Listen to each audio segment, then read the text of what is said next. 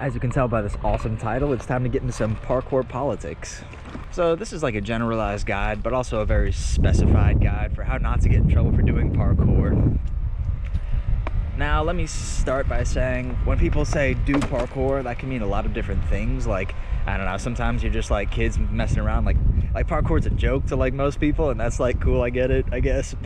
But you know, you're just gonna be like kicking a wall and going like, yeah, and doing little hops and skaboodles and like, I don't know.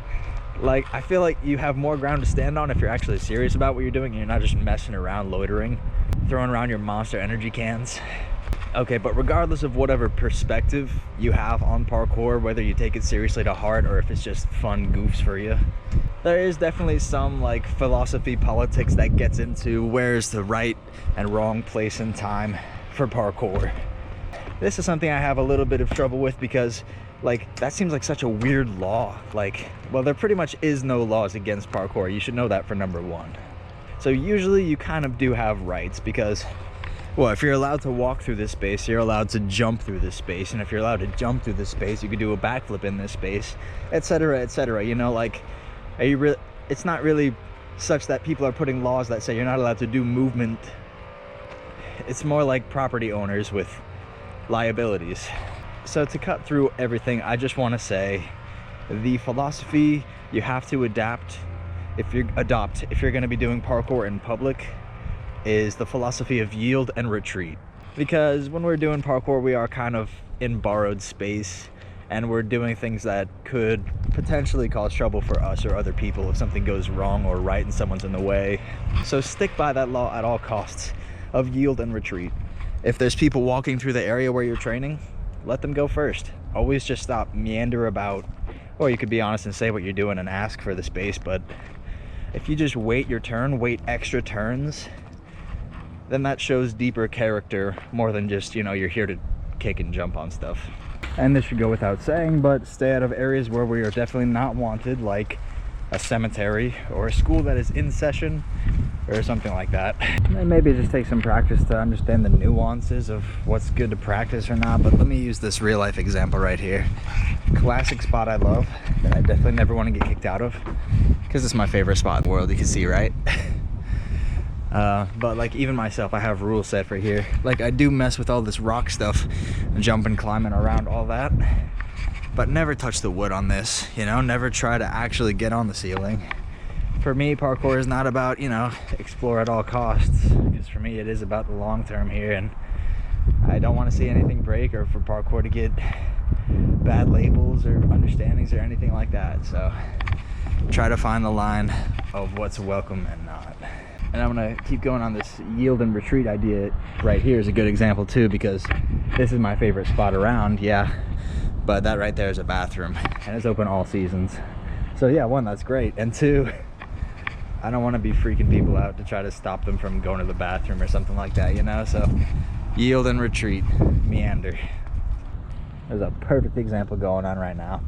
And not everybody in parkour agrees with my philosophies about this necessarily, but for example, somebody just went in the bathroom, so I'm just chilling, waiting around for them, because I don't want to get too hoppy.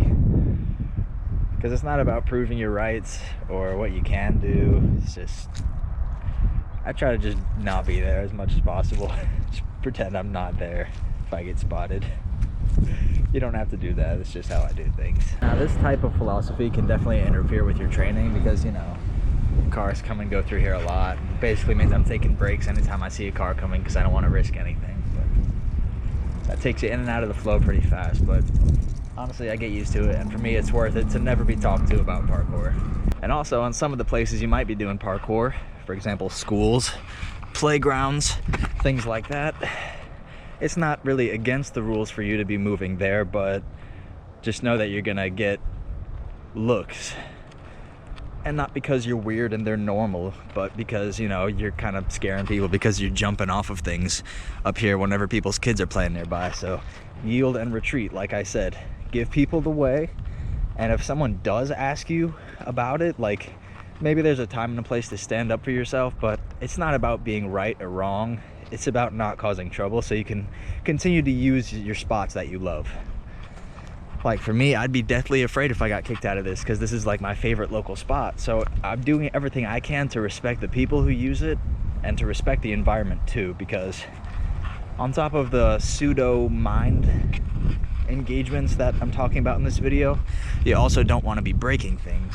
And me in my parkour journey, even though I'm careful and I have love and all that crap, I have broken like 2 or 3 places where I've been training. And nothing feels worse than that to me, because then I feel like I'm earning parkour's bad reputation like a skateboarder. But really, just if you guys are serious about your movement and you know you're doing it to improve and to make art out of space and time, I think that's great. And as long as you show that you're caring and you don't want to get hurt or hurt other people or break things, people will kind of let you be. Like in all of my life, I've only had people tell me not to do parkour like 1 to 3 times, not including the times in school where they're going to always be required to say don't do that.